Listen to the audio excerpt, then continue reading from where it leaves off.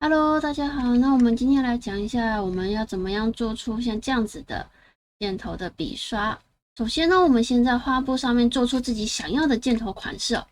你可以做这样子比较制式的，那我们也可以就是做手绘感比较强烈的。我希望我的箭头长得像这样子。好，接下来呢，我们到显示颜色这边把它改为灰色。那如果你这边有出现红色框框的话，就按一下确定就好咯。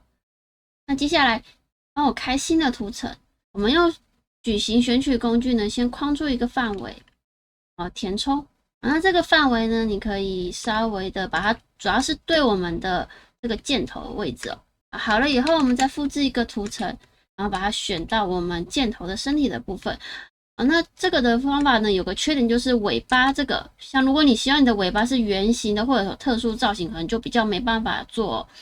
对，所以我们的这个箭头其实底部只能是平的，所以就帮我选到中间这一段。我们按住 Ctrl 键，选到这一段，然后这个选取区域，然后把这个图层1把它拉进来，再选到一个头的部分，一样再把图层1拉进来。我们以前平常正常使用是直接就把图层拉进来的一个做法。那因为我们今天要做的是箭头的笔刷，那我希望说我的箭头跟我这个身体是一样的大小。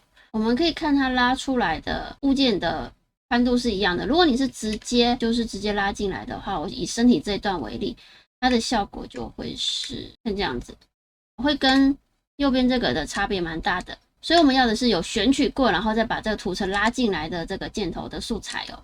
然后接着我们就来做笔刷头的设定。接着打开我们的笔刷，那你可以随便选一个笔刷。那如果觉得有些设定很麻烦的话，我们可以用点透加包，就是装饰的这一些工具里面的服饰。有些边绳啊、锁链这些造型，你都可以先拿来用它的设定哦。所以我这边选锁链，然后按一下这里复制，你可以改它的工具图示，让你比较好辨认啊。为了方便，我把它拉过来。好，那我先把这几个图层先隐藏起来。我们打开扳手，找到笔刷前端，替换成我们刚才的箭头哦。好，接着方向先把它归零。那这时候其实已经可以看到我们的箭头的这个雏形已经出来了，只是说它会一直反复。所以呢，我们找到笔画的丝带这里，把它改成不反复，像这样子就好咯。这样子其实我们就把我们的箭头做好了。那接下来呢，我们要把它变成这种直线工具也可以使用的箭头。所以呢，我们到笔刷形状登记至预设。那这时候呢，我们再使用这个直线工具，然后套用这个手绘箭头，这样子就可以咯。所以我们就做了一个箭头的笔刷。那之后以后想要再标记什么，就不用这种麻烦了。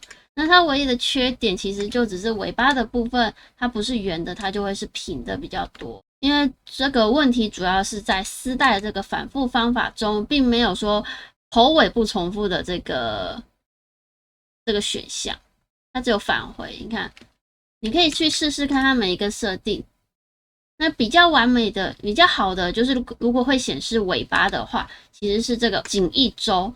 因为颈一周的它的效果，我来示范一下。我在最尾巴选一个这个好了，虽然说不一样大，它就会像这样子，只显示1周。